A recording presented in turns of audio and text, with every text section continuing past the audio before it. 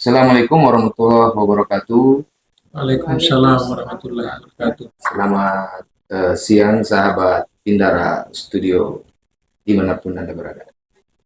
Alhamdulillah kembali lagi dengan saya Iko di EduTalk Bakabak. Berakal sehat, bertindak hebat. Dan Alhamdulillah pula pada kesempatan kali ini saya berada di tengah-tengah bapak-bapak dan ibu pengawas. Pengawas pendidikan, pengawas sekolah. Ya, pengawas sekolah di Dinas Pendidikan dan Kebudayaan Kabupaten Konawe Selatan. Dan pada kesempatan kali ini juga kita akan ngobrol-ngobrol, bincang-bincang, dialog. Ya, mungkin uh, hanya kurang ininya gelas di meja, kurang minumannya. Karena kebetulan tadi sebelum kita mulai kita sudah minum. Kita sudah sempat mulai obrolan sebelum obrolan resmi ini. Kita sudah sempat ngobrol-ngobrol sebelumnya, ditemani juga dengan minuman. Jadi kalau dipasang minuman lagi, bahaya. Karena tidak enak, lagi ngobrol, ada yang pamit ke kamar kecil. Ya, itulah polisi. Jadi sahabat Pindara Studio, di depan saya dan di samping saya adalah para pengawas-pengawas sekolah di Kabupaten Konawe Selatan. Di samping saya ada Bapak, yang mungkin perkenalkan, ya, nanti beliau-beliau yang memperkenalkan diri ya. Nanti saya takut salah memperkenalkan diri mereka. Mungkin Bapak di samping saya. Ya, terima kasih. Assalamualaikum warahmatullahi wabarakatuh. Perkenalkan, nama saya Nasir Hudin, SPD MSI, dipercaya sebagai koordinator pengawas Kabupaten Konawe Selatan, yang insya Allah selama ini kami selalu mengadakan kegiatan kaitannya dengan tugas kepengawasan bersama seluruh pengawas Dikdas di Kabupaten Konawe Selatan. Saya kira itu dari perkenalan. Baik, di samping saya pemirsa namanya Bapak Nasir Fudin. Ya. Ternyata beliau itu koordinator pengawas. Ya, mungkin selanjutnya di depan saya, Bapak. Ya, nama saya Marsimin, SPD, MMPD. Saya sebagai sekretaris sesuai dengan jadwal di skema ini. Oh iya. Terima kasih. Baik, Bapak Narsimin. Marsimin. Ya Marsimin. Ya, Bapak Marsimin, beliau sekretaris pengawas. Sekretaris pengawas di Dinas Pendidikan dan Kebudayaan Konawe Selatan. Ibu, mungkin bisa lanjut. Assalamualaikum warahmatullahi wabarakatuh. Waalaikumsalam. Nama saya Dr. Anda Abdulawiyah MPD. Dalam struktur organisasi pengawas Kabupaten Konawe Selatan, saya itu sebagai bidang pendanaan mungkin bendahara Pak ya? Bendahara ya. Saya sebagai bendahara dan sebagai pengawas sekolah di sekolah menengah. Wah, ternyata sahabat Pindara Studio, teman obrolan saya ya kan pada kesempatan ini ternyata ya kita lihat saja. Samping saya Korwas, di depan saya ada sekretarisnya, di depan saya, nah ini di depan saya bendahara, bendahara pengawas. Ya, ya baik, mungkin bapak-bapak, ibu-ibu pengawas, pada dasarnya dalam struktur kependidikan yang namanya fungsi kepengawasan kan tentu mesti ada kan untuk memastikan bagaimana jalannya pendidikan ya kan, proses-proses pendidikan dan lain sebagainya. Apa sih menurutnya, mungkin saya ke Bapak Nasir Fudin dulu sebagai koordinator pengawas. Menurut Bapak itu sejauh mana sih peran dan fungsi pengawas ini sebagai salah satu bidang yang memiliki kewajiban dalam meningkatkan misalkan seperti mutu atau lancarnya perjalanan sebuah pendidikan di sebuah daerah. Seperti apa? Ya baik, terima kasih. Kaitannya dengan peran pengawas, bahwa sekarang ini sudah ada regulasi yang mengatur dari Kementerian Pendidikan dan Kebudayaan, yaitu dengan lahirnya Perdirjen, Peraturan Direktur Jenderal Pendidikan Dasar dan Menengah GTK, Gitu. yaitu nomor 4831 tahun 2023 tentang peran pengawas dalam implementasi kurikulum implementasi Merdeka Belajar Merdeka Belajar. pada satuan pendidikan. Dan Perdirjen ini efektifnya insya Allah akan berlaku mulai Januari 2024 dan seterusnya, bahwa di dalam peran pengawas sekarang, dulunya itu sebagai pengendali, sekarang ini sebagai pendamping. Pendamping. Bahwa dalam melakukan pendampingan itu ada 4 tahapan atau siklus yang harus dilakukan oleh seorang pengawas kesatuan pendidikan binaan. Yang pertama itu adalah melakukan perencanaan, ya, pendampingan kesatuan pendidikan. Nah, hal yang dilakukan oleh pengawas dalam perencanaan ini adalah memetakan indikator-indikator daripada kesadaran kepala sekolah di dalam melakukan kegiatan-kegiatan perubahan. Kemudian yang berikut adalah melakukan pemetaan strategi apa yang akan dilakukan di dalam pendampingan itu, dan yang ketiga metodenya apa. Kemudian tahapan kedua yaitu pendampingan terhadap perencanaan program satuan pendidikan. Jadi itu siklus kedua. Kemudian siklus ketiga itu adalah pendampingan terhadap pelaksanaan program satuan pendidikan. Dan yang siklus keempat itu adalah pelaporan terhadap pelaksanaan kegiatan dalam 1 tahun. Dan itu periodenya ada 3 periode. Bahwa di tahap pertama tadi itu adalah mulai Januari sampai Maret itu adalah penyusunan perencanaan program kepengawasan. Kemudian pada bulan April sampai dengan Juni itu adalah pendampingan, ya, perencanaan program sekolah.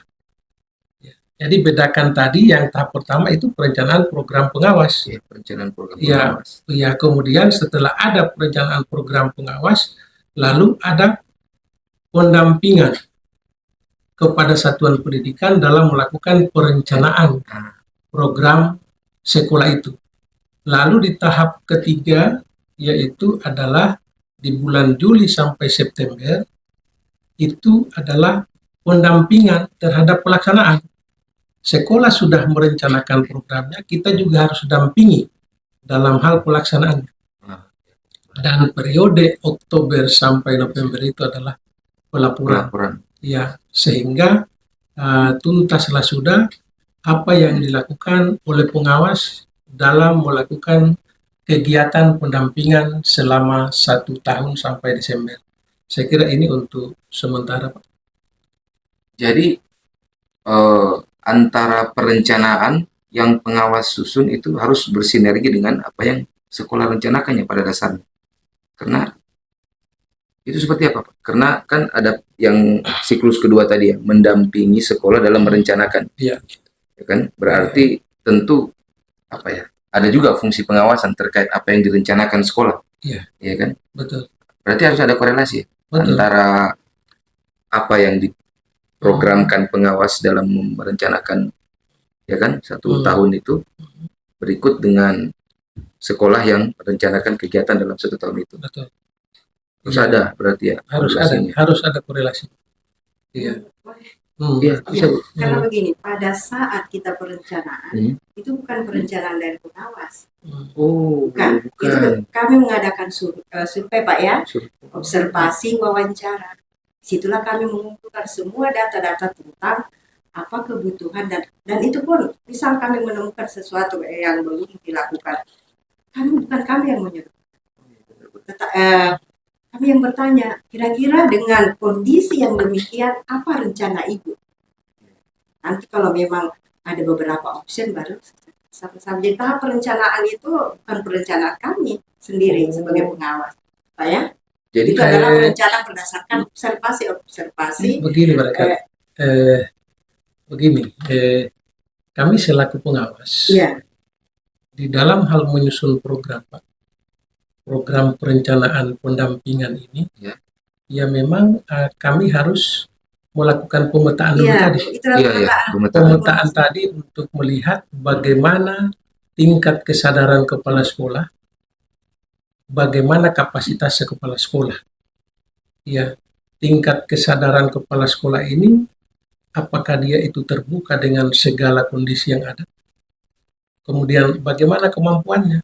Apakah dia ini level kemampuannya tinggi, sedang, atau rendah? rendah, benar. Nah, di sini akan dipadukan.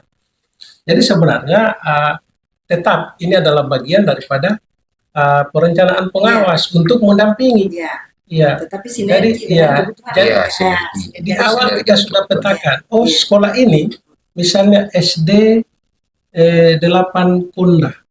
Ketika kita petakan ini tadi di dalam perencanaan ini tadi, ternyata dia punya kapasitasnya itu rendah. Iya, iya, iya. Artinya dia, mohon maaf, kemampuan kepala sekolah itu rendah. Tetapi kesadarannya untuk mau maju itu iya. tinggi. Atau kesadaran untuk mau maju juga rendah. Nah, disinilah nanti kita akan temukan strategi apa yang dilakukan oleh seorang pengawas untuk mendampingi sekolah A tadi, sekolah SD 8 tadi. Kalau dia punya kesadaran rendah, kemudian tingkat kapasitasnya juga rendah, maka dia menggunakan strategi penyemai perubahan. Iya, Ya, penyemai itu dalam proses pendampingannya itu fokus dengan menggunakan metode training. Boleh kita training. Kemudian dalam sisi pendampingannya ini tadi kan ada 6 metode, Pak. iya, benar. Ya, ada 6 metode pendampingan yang bisa dilakukan. Inilah yang kita akan sesuaikan dengan matriks kesadaran dan tingkat kapasitas tadi.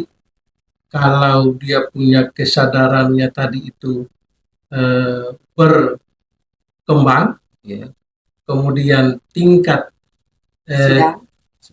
kapasitasnya itu sedang, sudah. maka dia masuk dengan strategi penguatan perubahan. Jadi ada 6 tingkatan juga ini.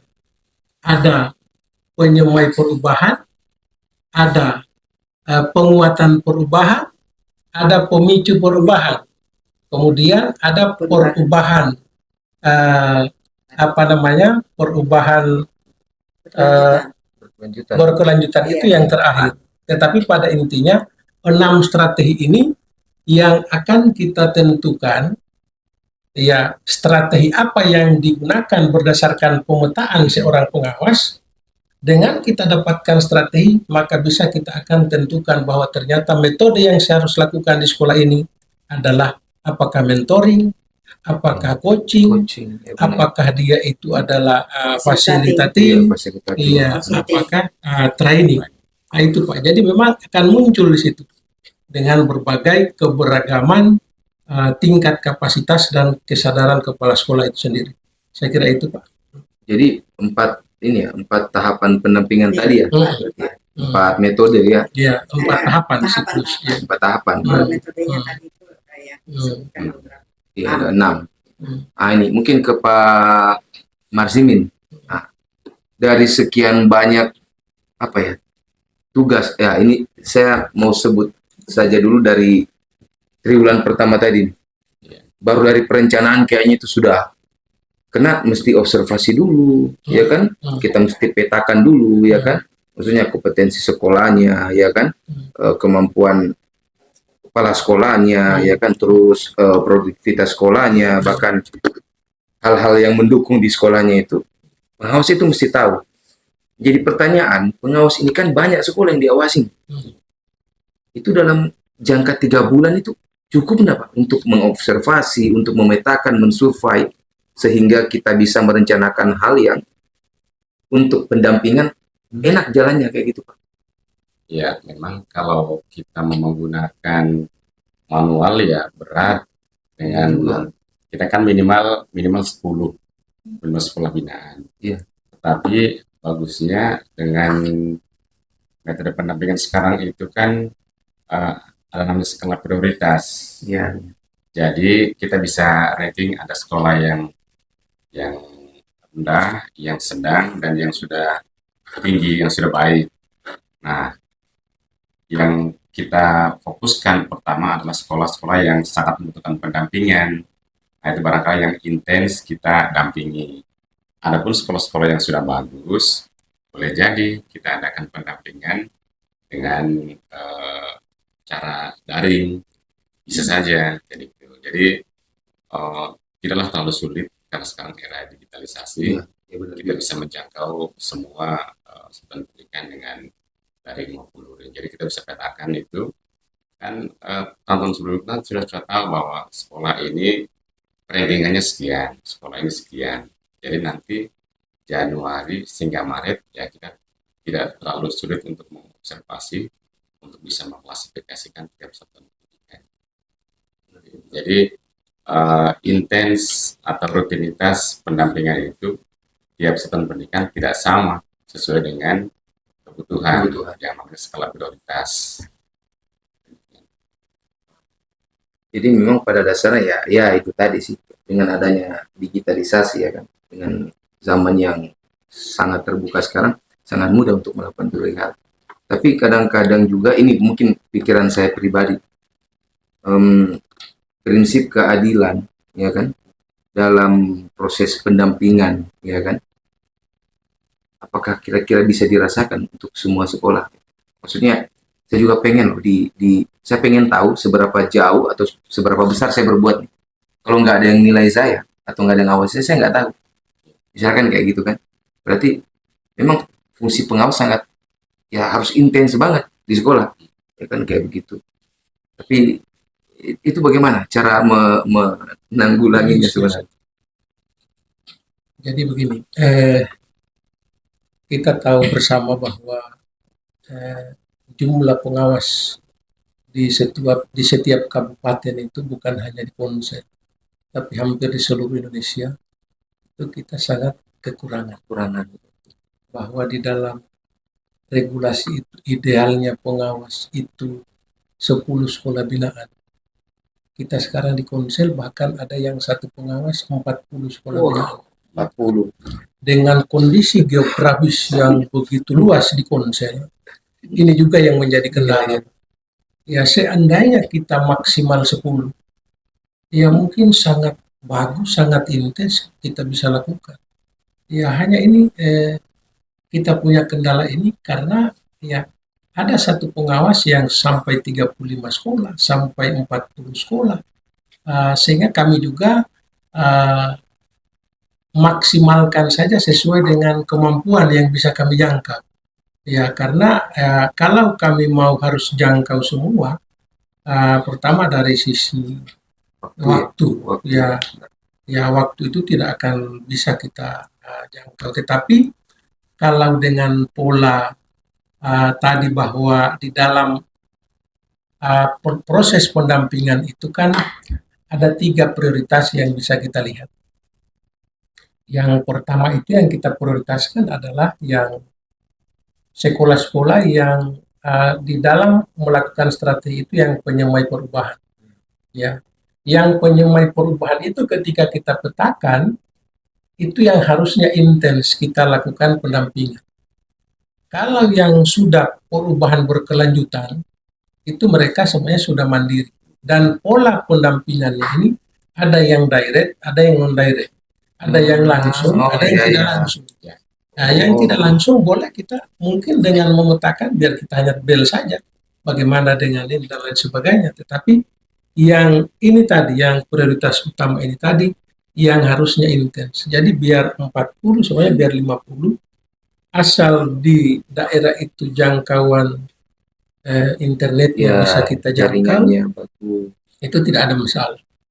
Tapi itu tadi, sebenarnya harapannya kalau bisa kita bisa jangkau untuk mengunjunginya semua. Iya, benar Tapi ini sekali. kembali lagi kepada bagaimana dengan waktu kita, ya. Tetapi arah daripada Perdirjen ini kita prioritaskan ke penyemai perubahan, Penyamai perubahan. penyemai Ya. perubahan.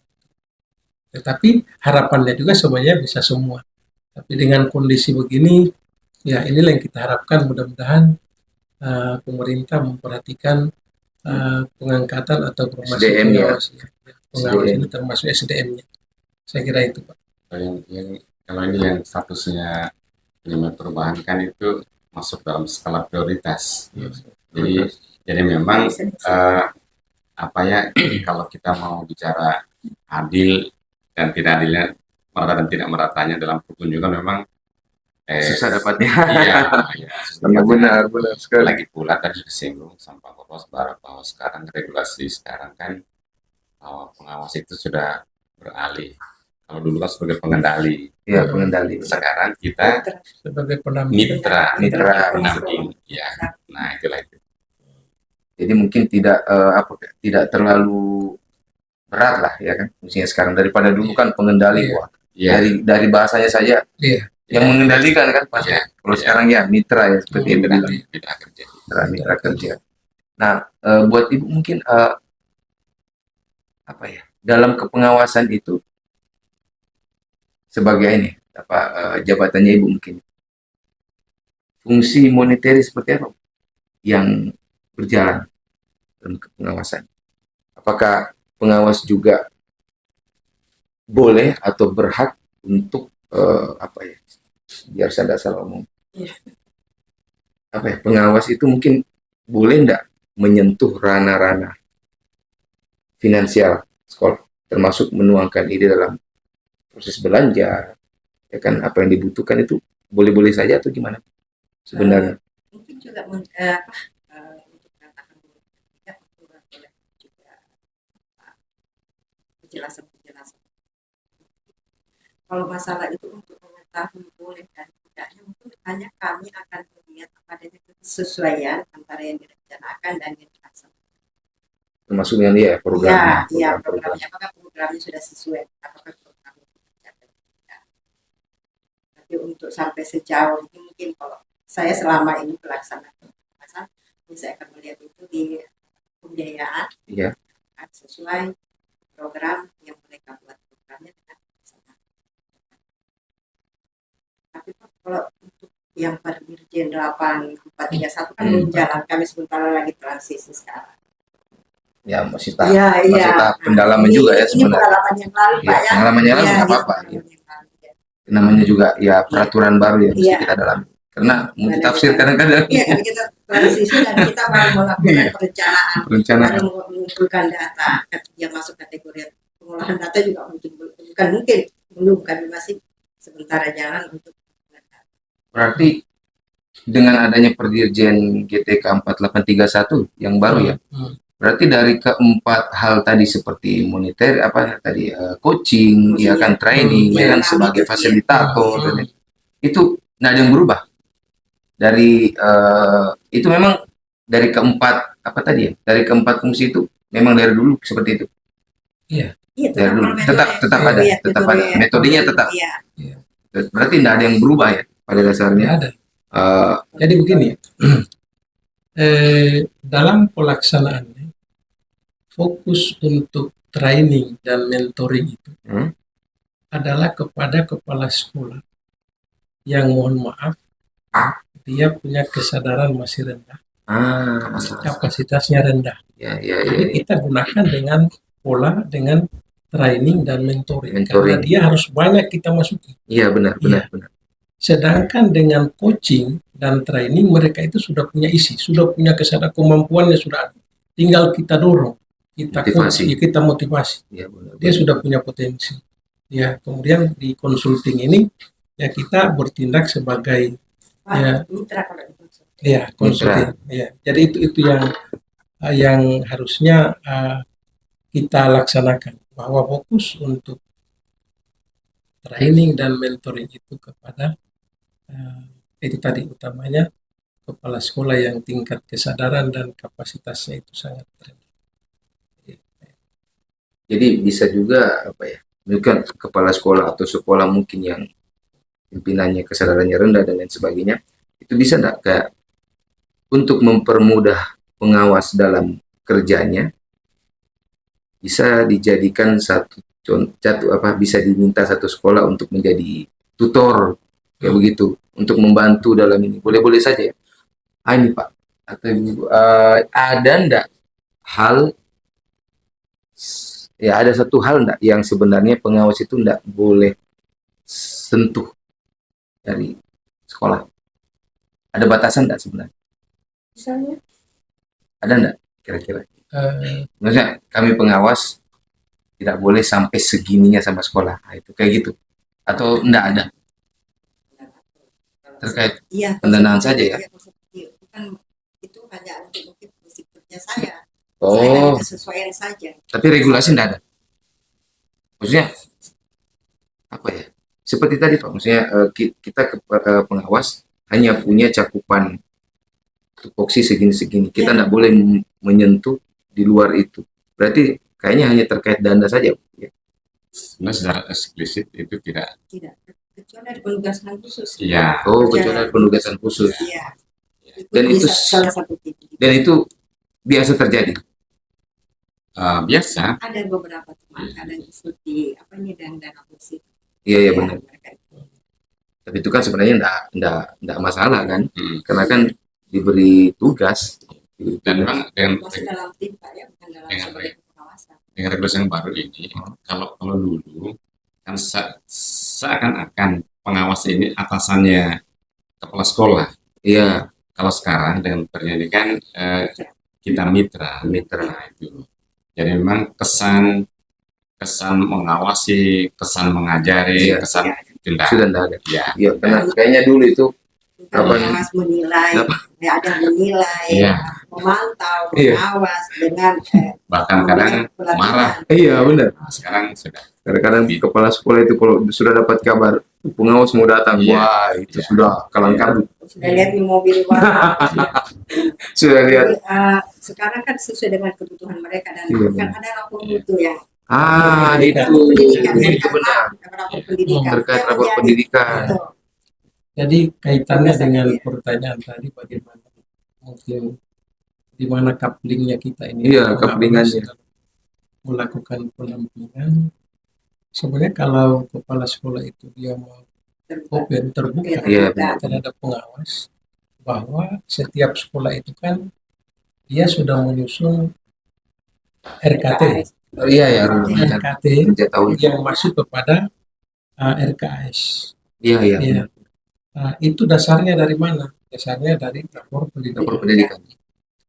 Apa yang diidentifikasi, apa yang direfleksi, dan apa yang dibenahi Iya benar. berdasarkan rekomendasi prioritas yang ada di rapor pendidikan, dibuatlah dalam bentuk RKT yang muaranya menghasilkan ARKAS. Inilah yang sebenarnya kami sebagai pengawas ya mendorong supaya kepala sekolah itu berbuat sesuai dengan maunya di rapor pendidikan, supaya dia artinya tidak mubazir, karena apa yang direncanakan ya sudah sesuai dengan kebutuhan sekolah berdasarkan rapor pendidikan. Kalau dulu kan mungkin RKAS-nya itu sekolah A dengan sekolah B boleh jadi sama. Sekarang ini tidak bisa, karena dia harus berdasarkan hasil rapor pendidikan. Bahwa kalau sekolah A dia masih kurang di numerasi, mungkin sekolah B dia kurang di literasi. Iya, Sehingga dalam pola nanti penyusunan RKT itu beda. Ya, dan di RKT itu kan ada yang berbasis anggaran, ada yang tidak berbasis anggaran. Iya. Yang berbasis anggaran itulah masuk kepada ARKAS. Iya. ARKAS itu. Nah, inilah yang harusnya dari awal seorang pengawas dalam melakukan pendampingan ini harusnya duduk bersama untuk menyusun RKT dan ARKAS tadi, sehingga nanti di dalam pelaksanaannya tadi, di tahapan pelaksanaan itu seorang pengawas dia tinggal mendampingi apakah sesuai dengan rencana tadi dengan pelaksanaan. Jadi dia melakukan pendampingan itu supaya jangan salah arah. Ya harapannya begitu. Jadi inilah dasarnya dalam menyusun itu tadi RKT dan RKS.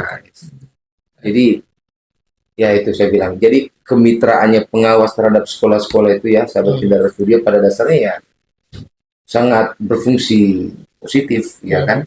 Karena ya sekolah terbantu, ya kan? Apalagi sekolah, kepala sekolah itu sangat terbantu. Jadi jangan lagi simpan prinsip jadul. Kalau datang pengawas, kepala sekolahnya kelimpungan, cari tempat sembunyi, sudah sangat berubah kan? sudah sangat berubah. Ya, jadi pengawas tidak sekejam itu,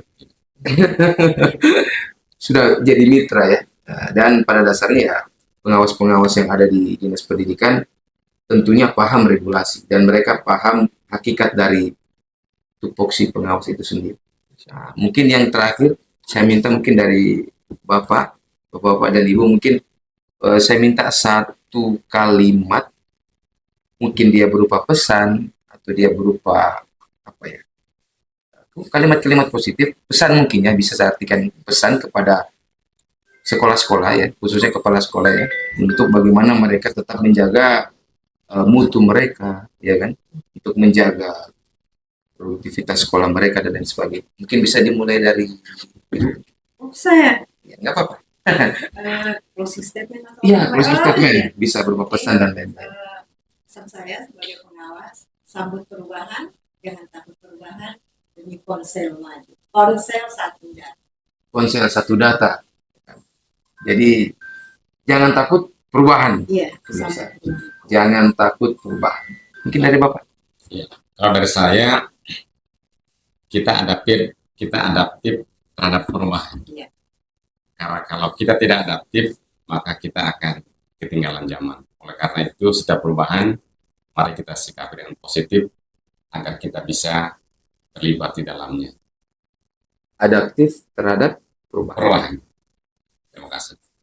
Mungkin untuk Bapak Korwas. Ya, terima kasih. Kalau dari saya hanya pesan kepada para kepala sekolah supaya dia bisa pahami rapor pendidikannya, bagaimana mengeksplorasinya, kemudian bagaimana nanti arahnya dalam menyusun rekomendasi prioritas untuk menghasilkan RKT dan ARKAS yang betul-betul tepat sasaran sesuai dengan kebutuhan sekolah itu, sehingga betul-betul dengan melihat berkaca kepada hasil rapor pendidikan yang masih kurang itu diperbaiki di tahun itu, insya Allah tahun berikutnya akan lebih berkualitas lagi, karena yang dibenahi di situ adalah item-item atau indikator-indikator yang masih dianggap kurang di sekolah itu. Kaitannya dengan peningkatan kapasitas kepala sekolah, itu juga saya pesan supaya mari kita melek IT. Ya, kita melek IT, ya jangan takut perubahan juga, sehingga kita menjadi kepala sekolah yang pembelajar, yang pemimpin pembelajar, yang menjadi contoh dan menjadi patokan daripada guru-guru di sekolahnya, sehingga betul-betul kualitas pembelajaran di sekolah itu ya bisa meningkat setiap saat. Saya kira itu. Assalamualaikum warahmatullahi wabarakatuh. Waalaikumsalam warahmatullahi wabarakatuh. Baik sahabat Bidara Studio. Itulah tadi. Oh ya, boleh. Boleh, Bu. Mungkin anunya apa kan? Pengawas mitra. Iya, itu apa? Yelnya deh. Iya. Oh, yel. Oh, ada itu. Wah, asik. Asik. Supaya mereka tidak lagi. Iya, asik ada. Jadi saking kompaknya pengawas nih ya, sahabat Bidara Studio, ada yel-yelnya. Bayangkan itu ya. Jadi mungkin langsung aja dia kan Iya. sebelum saya closing. Pengawas mitra gitu. Iya. Oke, Ya. sama-sama. Oke, sama-sama. 1, 2, 3. Pengawas mitra pendidikan. Mantap. Pengawas mitra pendidikan, sahabat Bidara Studio, dimanapun Anda berada. Jadi jangan pernah takut dengan yang namanya perubahan, karena perubahan itu pasti terjadi. Ya kan? Jangan lupa juga bahwasannya kita itu hidup di zaman yang semakin kesini semakin terbuka. Jadi jangan pernah kita tutup diri untuk hal itu. Kita buka diri kita, pintar-pintar kita menerima, pintar-pintar kita memfilter segala macam apapun. Dan pesan untuk sekolah, khususnya kepala sekolah, ya kan, selalu explore raport pendidikannya, ya kan, explore terus biar kita tahu hal apa dan hal mana yang mesti kita perbaiki, ekspor dan benahi. ya, dan benahi, IRB, ya kan, IRB, identifikasi, refleksi dan benahi. Baik. Mungkin sampai di sini bincang-bincang kita dulu dengan bapak-bapak dan ibu pengawas di Dinas Pendidikan Kabupaten Konawe Selatan. Terima kasih banyak nih Bapak, Ibu. Terima kasih banyak. Kami dari Pindara Studio mengucapkan banyak terima kasih telah meminta waktunya untuk kita. Studio Pindara. Amin. Mantap. Jadi ya, simak terus EduTalk Baka-Baka di channel Pindara Studio. Dan jangan lupa like, comment, and subscribe channel Pindara Studio. Sampai jumpa. Assalamualaikum warahmatullahi wabarakatuh. Ciao, ciao.